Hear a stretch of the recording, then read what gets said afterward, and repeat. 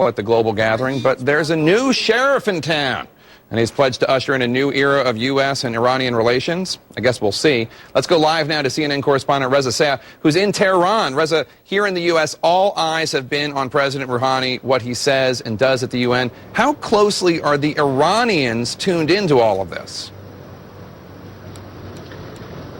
Jake, they are watching this very closely, and they're watching it with optimism. In fact, we haven't felt this much optimism in Iran in a very long time. Remember, the Iranian population is one of the most sophisticated and educated populations in the region. They know that they have a lot to gain if U.S.-Iranian relations improve, and the source of their optimism has been their new president, Hassan Rouhani. What's remarkable is that he's only been in office for about 8 weeks, but consider what he's done in those 8 weeks.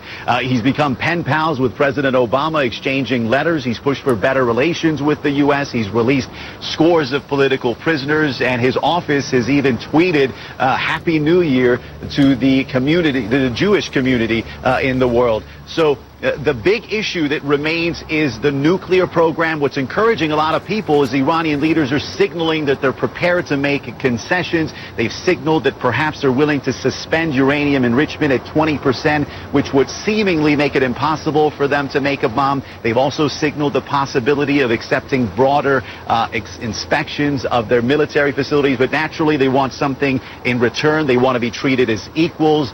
They want the right to enrich uranium, and obviously they want an easing of those tough economic sanctions. Will that happen? It's not clear at this point, but there's certainly a lot of hope and optimism that these two countries will get together and improve relations after a very long time, Jake.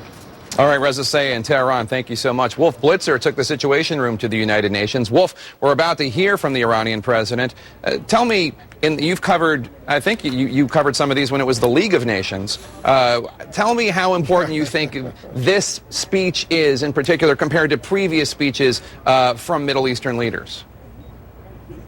I think this will be indicative of whether or not he wants to continue a more olive branch tone, shall we say, a little bit more flexibility, a little bit more moderation than Ahmadinejad, his immediate predecessor, who used to come over here, and we all knew what he was going to say long before he said it. There's a certain degree of mystery now. What is he going to say, this new president of Iran? And I think that's driving up the interest in this whole potential shift in U.S.-Iranian relations. As you know, and you've been reporting, there was no handshake, no meeting, no encounter between President Obama and President Rouhani, but they're both leaving it open for down the road, and there will be a meeting on Thursday between the Secretary of State, John Kerry, and the Iranian foreign minister here at the United Nations. So things are happening, and let's see which direction it moves. We're going to have live coverage of Rouhani's speech, and as you know, the President of the United States is going to be having a conversation with the former President Bill Clinton. They'll be introduced by Hillary Clinton. Not every day you see this kind of get-together. They'll be talking about Obamacare, where we go from here.